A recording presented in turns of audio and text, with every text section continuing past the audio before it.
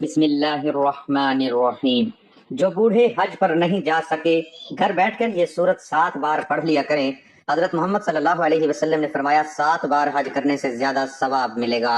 اور زندگی بھر کے تمام گناہ مٹ جائیں گے۔ محترم ناظرین، جو بوڑھے حج پر نہیں جا سکے تو گھر بیٹھ کر اس سورت کی آیت 7 مرتبہ پڑھ لیا کریں۔ نبی کریم صلی اللہ علیہ وسلم نے فرمایا بار بار حج کرنے سے زیادہ ثواب ملے گا اور زندگی بھر کے تمام گناہ معاف ہو جائیں گے۔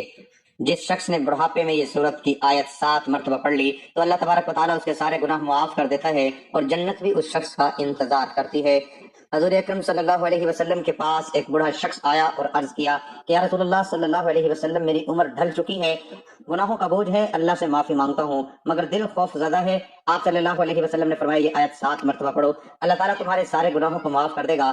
تمہارے دل پر سکینت نازل فرمائے گا۔ وہ بوڑھا شخص خوشی سے نعرہ تکبیر بلند کرتا ہوا مسجد سے باہر نکلا اور صلی اللہ علیہ وسلم نے فرمایا اگر یہ آیت پڑھتا رہے تو یہ جنت میں داخل ہوگا۔ ناظرین اکرام، نبی کریم صلی اللہ علیہ وسلم حضرت جبرائیل علیہ السلام کے ساتھ ایک ایسے روحانی سفر پر روانہ ہوئے جو کہ نہ زمین کا تھا اور نہ آسمان کا۔ وہ ایک عالم نور تھا جہاں نہ وقت کا گزر تھا نہ فاصلوں کی حدیں۔ نبی کریم صلی اللہ علیہ وسلم کے چہرے انور سے اس نورانی جہاں میں ایسی روشنی پھیل رہی تھی کہ جس طرف نگاہ جاتی وہ منظر مسجد میں گر جاتا۔ جبرائیل علیہ السلام ہاتھ باندھے ادب سے آگے چل رہے تھے اور نبی کریم صلی اللہ علیہ وسلم کے قدموں کے نشان ہر ذرے کو ایسا شرف عطا کر رہے تھے کہ گویا اس پر جنت واجب ہو چکی ہو۔ چلتے چلتے نبی کریم صلی اللہ علیہ وسلم نے ایک عجیب منظر دیکھا کہ سامنے اونٹوں کی ایک طویل قطار کھڑی تھی اور ہر اونٹ کے اوپر ایک صندوق رکھا ہوا تھا اور ہر صندوق پر قفل لگا ہوا تھا۔ حضرت جبرائیل علیہ السلام نے عرض کیا یا رسول اللہ صلی اللہ علیہ وسلم، یہ وہ راز ہے جو کہ قیامت تک بند رہیں گے، لیکن آپ کے حکم سے سب کچھ کھولا جا سکتا ہے۔ نبی کریم صلی اللہ علیہ وسلم نے فرمایا کہ اے جبرائیل، ان صندوقوں کو کھولو تاکہ ہمیں ان کے اسرار دکھائے جائیں۔ حضرت جبرائیل علیہ السلام نے آسمان کی طرف دیکھا اور پھر عاجزی سے بسم اللہ الرحمن الرحیم پڑھ کر پہلے صندوق کو کھولا۔ صندوق کھولتے ہی روشنی کا ایک سیلاب باہر نکلا اور اس میں ہزاروں انڈے تھے۔ ہر انڈے کے اندر ایک چھوٹا سا ذرہ تھا اور ہر ذرے میں خشخاش کا ایک دانہ تھا۔ نبی کریم صلی اللہ علیہ وسلم نے اس خشخاش کے دانے کو دیکھا تو فرمایا جبرائیل یہ کیا ہے؟ حضرت جبرائیل علیہ السلام نے عرض کیا یا رسول اللہ صلی اللہ علیہ وسلم، یہ کائنات کا وہ راز ہے جو انسان کی عقل سے بہت بلند ہے۔ جب انہوں نے اس خشخاش کے دانے کو کھولا تو اندر ایک جہاں آباد تھا، اس جہاں میں دریا بہہ رہے تھے، پرندے اڑ رہے تھے اور ایک عظیم مجمع لگا ہوا تھا جس میں علماء خطبہ دے رہے تھے اور علماء اعلان کر رہے تھے کہ انسانوں ان قریب ایک آخری نبی صلی اللہ علیہ وسلم آنے والا ہے۔ وہ ایسا نبی ہوگا جس کے آنے سے زمین کو زندگی ملے گی اور آسمان کو سلامتی۔ حضرت جبرائیل علیہ السلام نے ان علماء سے فرمایا اے صاحبان علم، وہ نبی آ چکے ہیں اور یہ جو تمہارے سامنے کھڑے ہیں یہی وہ آخری نبی صلی اللہ علیہ وسلم ہے۔ سب علماء فوراً اپنی پہلی جگہ ایسے ادب کے ساتھ کھڑے ہو گئے اور ان کے چہروں پر نور کی چادر آ گئی۔ ان کی زبانوں سے بیک وقت ایک ہی جملہ نکلا، مرحبا یا حبیب صلی اللہ علیہ وسلم۔ نبی کریم صلی اللہ علیہ وسلم نے فرمایا اے جبرائیل، یہ منظر تو ایسا ہے کہ دل کو کپ کپاہٹ ہو اور روح وجد میں آ جائے۔ حضرت جبرائیل علیہ السلام نے عرض کیا کہ یا رسول اللہ صلی اللہ علیہ وسلم، یہ تو ایک صندوق کا راز ہے اور اس جیسے ہزاروں صندوق اور ہیں، ہر صندوق میں لاکھوں جہاں ہیں اور ہر جہاں میں آپ کی آمد کا ذکر ہو رہا ہے۔ آپ کی نبوت کی روشنی ان انڈوں کے اندر داخل ہو کر عالموں تک پہنچ چکی ہے۔ پھر پیارے آقا صلی اللہ علیہ وسلم ایک اور صندوق کے قریب گئے۔ جبرائیل علیہ السلام نے بسم اللہ پڑھی اور صندوق کھولا تو اندر ایک شہر تھا اور اس شہر کے در و دیوار پر لکھا ہوا تھا لا الہ الا اللہ محمد رسول اللہ۔ اللہ اس شہر کے ہر مکین کی پیشانی پر نور تھا اور سب ذکر کر رہے تھے۔ یہ منظر دیکھ کر نبی کریم صلی اللہ علیہ وسلم کی آنکھوں میں آنسو آ گئے اور فرمایا کہ جبرائیل علیہ السلام یہ کون لوگ ہیں؟ جبرائیل علیہ السلام نے کہا یہ آپ کی امت ہے جو ابھی دنیا میں نہیں آئی مگر ان کے دلوں میں آپ کی محبت رکھی جا چکی ہے، ان کا رزق، ان کی دعا، ان کا ایمان سب اسی ذکر سے ہے۔ نبی کریم صلی اللہ علیہ وسلم نے فرمایا کہ اے جبرائیل، اگر یہ سب میرے امتی ہیں تو کیا ان کے گناہ معاف ہوں گے؟ تو جبرائیل علیہ السلام نے کہا یا رسول اللہ صلی اللہ علیہ وسلم، اگر وہ آپ کا نام لے کر ایک بار بھی آنکھ بھر کے رو لیں تو ان کے گناہوں کو زمین سے آسمان تک معاف کر دیا جائے گا، اور اگر وہ ایک مرتبہ بھی یہ مختصر سا کلمہ پڑھ لیں سبحان اللہ و بحمدہ اللہ لا الہ الا هو الحی القیوم، تو ان کے نامہ اعمال میں 1000 نیکیاں لکھ دی جائیں گی۔ نبی کریم صلی اللہ علیہ وسلم نے فرمایا جبرائیل، ان صندوقوں میں کتنی نشانیاں ہیں؟ جبرائیل علیہ السلام نے عرض کیا یا رسول اللہ صلی اللہ علیہ وسلم، ان میں سے ہر اس شخص کے راز ہیں جو آپ سے محبت کرتا ہے اور ہر وہ آنسو محفوظ ہے جو کسی نے رات کی تنہائی میں آپ کا نام لے کر بہایا ہے۔ ناظرین اکرام، جان لیجئے کہ اللہ تبارک و تعالیٰ فرماتا ہے کہ اے ابن آدم، ہم نے تجھے مٹی سے پیدا کیا اور مٹی میں ہی لوٹا دیں گے، مگر اس درمیانی سفر میں تجھے عقل دی، شعور دیا، اعضاء دیے، دل دیا، آنکھ دی، کان دیے، زبان دی، اور سب سے بڑی نعمت یہ دی کہ تجھے ہم نے اپنے بندوں میں چن لیا اور تجھ سے کہا کہ دیکھ یہ زندگی کھیل تماشا نہیں ہے، ہم نے تیری زندگی کہ ہر مرحلے کو نشاندہی کے ساتھ بنایا۔ جب تو رحم نطفہ تھا تو ہم نے تیری تخلیق شروع کی، پھر گوشت کا لوتھڑا، پھر اس میں روح پھونکی، اور جب تو پیدا ہوا تو والدین کی گود میں خوشی کا ماحول بنا، دودھ پیا، غذا کھائی، پھر کھیل کود میں مشغول ہوا، پھر جوانی آئی جسے سجین کہا گیا، پھر داڑھی نکلی اور تو غلام کہلایا، پھر مرحق ہوا جب پورے جوش سے مرد بن گیا، پھر شاب کہلایا، جب رجل، پھر کہول، جب 30 سال کی عمر پار کی، پھر جب 40 کا ہوا تو شیخ کہلایا، پھر جب عمر ڈھلنے لگی، ہڈیاں کمزور ہوئیں، بینائی کمزور ہوئی تو ارض العمر میں داخل ہوا، اور یہاں سے زندگی کا زوال شروع ہوا۔ حضرت انس رضی اللہ تعالیٰ عنہ سے مروی ہے کہ رسول اللہ صلی اللہ علیہ وسلم نے فرمایا، ارشاد فرمایا، جن کی عمر اسلام میں 40 سال کو پہنچ جائے اللہ تعالیٰ اس کو 3 بڑی بیماریوں سے محفوظ فرماتا ہے، جنوں، جزام اور برس، اور جب وہ 50 سال کی عمر کو پہنچتا ہے تو اللہ اس پر حساب کو آسان فرما دیتا ہے، جب وہ 60 سال کا ہوتا ہے تو اللہ تعالیٰ اس کو اپنی طرف رجوع کرنے کی توفیق دیتا ہے، اور جب 70 سال کا ہو جاتا ہے تو آسمان والے اس سے محبت کرنے لگتے ہیں، اور جب وہ 90 سال کا ہو جاتا ہے تو اللہ تعالیٰ اس کے تمام پچھلے گناہ معاف فرما دیتا ہے۔ اس کا لقب امین اللہ اور اسیر اللہ فی الارض رکھا جاتا ہے، زمین پر اللہ کا قیدی، کیونکہ وہ قوت سے محروم ہوتا ہے، خواہشات مر چکی ہوتی ہے تو وہ ایک قیدی کی طرح زندگی گزارتا ہے۔ حضرت ابوبکر صدیق رضی اللہ تعالیٰ عنہ سے روایت ہے، آپ رضی اللہ تعالیٰ عنہ نے فرمایا کہ نبی کریم صلی اللہ علیہ وسلم کے پاس ایک شخص حاضر ہوا اور پوچھا کہ یا رسول اللہ صلی اللہ علیہ وسلم، سب سے بہترین شخص کون ہے؟ آپ صلی اللہ علیہ وسلم نے فرمایا، جو شخص بڑھاپے کو پہنچے اور اس کی نیکیاں بہت زیادہ ہوں، اور سب سے برا وہ ہے کہ جو بڑھاپے کو پہنچے اس کے گناہ زیادہ ہوں۔ ناظرین اکرام، جان لیجئے کہ حضرت ابن مسعود رضی اللہ تعالیٰ عنہ بیان کرتے ہیں کہ رسول اکرم صلی اللہ علیہ وسلم نے فرمایا، قیامت کے دن ابن آدم سے 5 سوال ہوں گے، جن میں سے ایک یہ ہوگا کہ اپنی جوانی کہاں خرچ کی، اپنی عمر کس چیز میں ضائع کی، اپنے علم پر کتنا عمل کیا۔ حضرت علی رضی اللہ تعالیٰ عنہ کے پاس ایک شخص آیا اور کہنے لگا، میرے بال سفید ہوتے جا رہے ہیں، یہ کس چیز کی علامت ہے؟ فرمایا، یہ یاد دہانی ہے کہ تو اس دنیا میں نہیں رہے گا اور ان قریب اس دار فانی سے رخصت ہونے والا ہے۔ ناظرین کرام، حضرت سعد رضی اللہ تعالیٰ عنہ سے روایت ہے کہ نبی کریم صلی اللہ علیہ وسلم نے فرمایا کہ نمازوں کے بعد یہ دعا کرو، اے اللہ، میں بزدلی سے تیری پناہ مانگتا ہوں، عرض العمر طرف لوٹائے جانے سے تیری پناہ میں آتا ہوں، اور قبر کے عذاب سے تیری پناہ مانگتا ہوں۔ جان لیجئے کہ عرض العمر سے مراد وہ عمر ہے کہ جب انسان بچپن کی حالت کی طرح واپس لوٹ جاتا ہے، نہ وہ خود کی صفائی رکھ سکتا ہے، نہ ہی سونگنے، دیکھنے اور سننے کی طاقت رہتی ہے، اور گھر والوں کے لیے بوجھ بن جاتا ہے، عقل کمزور ہو جاتی ہے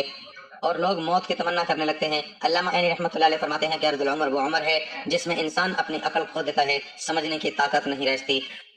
یادداشت ختم ہو جاتی ہے، ایسے شخص کی حالت معذور بچے جیسی ہو جاتی ہے، وہ عبادت نہیں کر سکتا، حتیٰ کہ وہ کسی انسان کو نہیں پہچان پاتا۔ جان لیجئے کہ حضرت عطا نے حضرت ابن عباس رضی اللہ تعالیٰ عنہ سے روایت کی ہے کہ جو شخص قرآن کی تلاوت کرتا رہتا ہے اللہ تعالیٰ اسے عرض العمر کی طرف نہیں لوٹاتا۔ اکرمہ نے فرمایا کہ جو علم القرآن سے جڑا رہے وہ کبھی بھی ذلت والی عمر کو نہیں پہنچتا، بلکہ جتنی عمر بڑھتی ہے اتنی ہی عزت بڑھتی ہے۔ جان لیجیے کہ اللہ تبارک و تعالیٰ ارشاد فرماتا ہے کہ ہم نے انسان کو مٹی سے پیدا کیا اور پھر ہم ہی انسان کو وفات دیتے ہیں اور بعض کو ناکارہ عمر کی طرف لوٹا دیتے ہیں تاکہ وہ جاننے کے بعد بھی کچھ نہ جان سکے۔ لہذا اے بندہ مومن، اگر اللہ نے تجھے جوانی دی، صحت دی، طاقت دی تو اس کا شکر ادا کر اور نیک اعمال کر تاکہ بڑھاپے میں تیرے لیے آسانیاں ہوں۔ جان لیجیے کہ نبی کریم صلی اللہ علیہ وسلم نے فرمایا، جو شخص 7 مرتبہ یہ آیت پڑھ لے تو اللہ تعالیٰ اس کے تمام گناہ معاف فرما دیتا ہے اور 7 بار حج کرنے سے زیادہ ثواب ملے گا اور زندگی بھر کے تمام گناہ مٹ جائیں گے۔ محترم ناظرین، بوڑھے لوگوں کی عبادت کا ذکر قرآن و حدیث میں خاص اہمیت کے ساتھ آیا ہے۔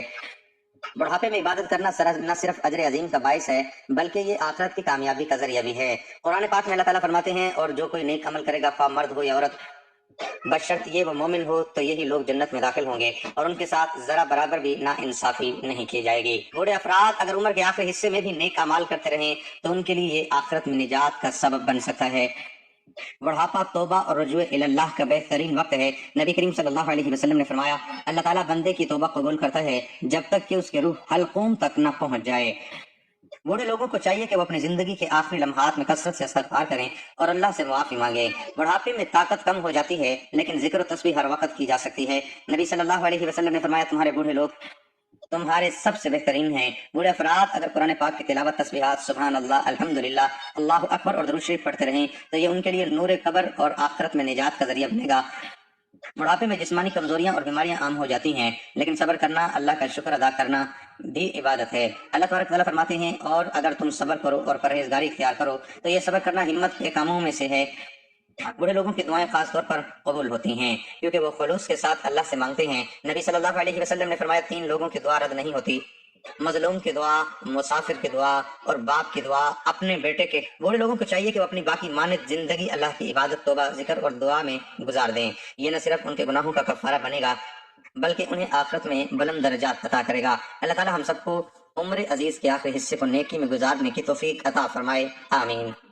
حضور صلی اللہ علیہ وسلم کے پاس ایک بوڑھا شخص آیا اور عرض کرنے لگا، یا رسول اللہ صلی اللہ علیہ وسلم، میری عمر ڈھل چکی ہے، گناہوں کا بوجھ ہے، اللہ سے معافی مانگتا ہوں مگر دل خوف زدہ ہے۔ آپ صلی اللہ علیہ وسلم نے فرمایا، یہ آیت 7 مرتبہ پڑھ لو، اللہ تعالیٰ تمہارے سارے گناہوں کو بخش دے گا اور تمہارے دل پر سکینت نازل فرمائے گا اور 7 بار حج کرنے سے زیادہ ثواب ملے گا اور زندگی بھر کے گناہ مٹ جائیں گے۔ قرآن مجید میں ایک ایسی آیت ہے جس کے بارے میں بعض احادیث میں ذکر کیا گیا ہے، اسے پڑھنے سے حج جتنا ثواب ملتا ہے۔ یہ آیت سورۃ آل عمران کی آیت نمبر 97 ہے۔ فیہ آیات بینات مقام ابراہیم ومن دخلہ کان آمنا وَلِلَّهِ عَلَى النَّاسِ حِجُّ الْبَيْتِ مَنِ اسْتَطَاعَ إِلَيْهِ سَبِيلًا وَمَنْ كَفَرَ فَإِنَّ اللَّهَ غَنِيٌّ عَنِ الْعَالَمِينَ۔ ترجمہ، اس کعبہ میں کھلی نشانیاں ہیں، مقام ابراہیم ہے، اور جو اس میں داخل ہوا وہ امن پا گیا۔ اللہ کے لیے لوگوں پر اس گھر کا حج کرنا ہے جو اس تک پہنچنے کی استطاعت رکھتا ہو، اور جو کوئی انکار کرے تو بے شک اللہ سارے جہاں سے بے نیاز ہے۔ حدیث میں آیا ہے کہ جو شخص یہ آیت پڑھے اسے ایک حج کا ثواب ملتا ہے۔ ایک روایت کے مطابق نبی کریم صلی اللہ علیہ وسلم نے فرمایا، جو شخص سورۃ آل عمران کی آیت وَلِلَّهِ عَلَى النَّاسِ حِجُّ الْبَيْتِ پڑھے اس کے لیے ایک حج کا ثواب لکھا جاتا ہے۔ یہ فضیلت ثواب کے اعتبار سے ہے، یعنی یہ آیت پڑھنے سے حج کے برابر ثواب ملتا ہے، لیکن یہ حج کے فرض ہونے کی جگہ نہیں لے سکتی۔ جو شخص استطاعت رکھتا ہو اس پر حج کرنا فرض رہے گا۔ اس آیت کو روزانہ پڑھنا ایک بہترین عمل ہے، خاص طور پر ان لوگوں کے لیے جو حج کی سعادت حاصل نہیں کر پاتے۔ اللہ تعالیٰ ہمیں اس کے فضائل سے نوازے۔ وہ بوڑھا شخص خوشی سے نعرہ تکبیر بلند کرتا ہوا مسجد سے باہر نکلا اور آپ صلی اللہ علیہ وسلم نے فرمایا کہ اگر یہ آیت پڑھتا رہے تو جنت میں داخل ضرور ہوگا، کیونکہ یہ آیت تمام گناہوں کو ایسے گرا دیتی ہے کہ جیسے درخت سے پتے گرتے ہیں۔ ناظرین اکرام، جان لیجئے کہ جو شخص اس بابرکت آیت کے ساتھ استغفر اللہ کو بھی شامل کر لے گا تو اللہ تبارک و تعالیٰ اس کے دل کو نور سے بھر دے گا، قبر کو وسعت دیتا ہے اور اس پر جنت کے دروازے کھول دیتا ہے۔ ناظرین اکرام، حضرت عبداللہ ابن عباس رضی اللہ تعالیٰ عنہ بیان کرتے ہیں کہ نبی کریم صلی اللہ علیہ وسلم نے ارشاد فرمایا، جو بندہ ان کلمات کو صبح و شام 7 مرتبہ پڑھتا رہے تو اللہ تعالیٰ اس سے راضی ہو جاتا ہے، اگرچہ اس کے گناہ زمین سے آسمان تک لبریز ہی کیوں نہ ہوں۔ ایک اور مقام پر نبی کریم صلی اللہ علیہ وسلم نے فرمایا کہ جو شخص ہر روز رات کو بستر پر لیٹ کر یہ آیت 7 بار پڑھ لے گا تو اس کے سابقہ تمام گناہوں کو مٹا دیا جائے گا اور 7 بار حج کرنے سے زیادہ ثواب ملے گا۔ ناظرین اکرام، حدیث میں ہے کہ رسول اللہ صلی اللہ علیہ وسلم نے ایک دن صحابہ کرام رضوان اللہ علیہم اجمعین سے فرمایا، کہو وَلِلَّهِ عَلَى النَّاسِ حِجُّ الْبَيْتِ، 7 مرتبہ پڑھو، جس نے 1 مرتبہ پڑھا اس کے لیے 10 نیکیاں لکھی جائیں گی، اور جس نے اسے 10 مرتبہ پڑھا اس کے لیے 100 نیکیاں لکھی جائیں گی، اور جس نے اسے 100 مرتبہ پڑھا اس کے لیے 1000 نیکیاں لکھی جائیں گی، اور جو زیادہ پڑھے تو اللہ رب العزت بھی اسے زیادہ عطا کریں گے، اور جو اللہ رب العزت سے بخشش طلب کرے گا تو اللہ رب العزت اسے بخش دیں گے۔ ماشاءاللہ، سبحان اللہ، الحمدللہ۔ ناظرین اکرام، آپ یہاں سے اس بات کا اندازہ لگا سکتے ہیں کہ اس آیت کی کتنی طاقت ہے، اس آیت کی کتنی برکت ہے۔ جان لیجئے کہ جو بھی شخص اس بابرکت کلمات کو پڑھے گا تو اللہ تبارک و تعالیٰ کے تمام گناہ کو معاف کر دے گا اور اس پر اپنی رحمت نازل فرمائے گا۔ اس لیے ہمیں چاہیے کہ روزانہ زیادہ سے زیادہ ان کلمات کو پڑھا کریں تاکہ اللہ تبارک و تعالیٰ ہمارے پچھلے تمام گناہوں کو معاف کر دے اور ہمارے رزق میں برکت اور رحمت عطا فرمائے۔ اللہ تبارک و تعالیٰ سے دعا ہے کہ نیکی کی بات کو سننے سمجھنے اور اس پر عمل کرنے کی طاقت توفیق مرحمت فرمائے، میرا سنانا اور آپ کا سننا قبول و منظور فرمائے، آمین یا رب العالمین۔ ناظرین اکرام، آخر میں آپ سے درخواست ہے کہ میری آج کی اس معلوماتی ویڈیو کو لائک اور شیئر ضرور کر دیجیے گا، ہمارے چینل کو سبسکرائب کر لیجیے گا۔ جزاک اللہ خیر کثیرا، اللہ ہم سب کا حامی و ناصر ہو۔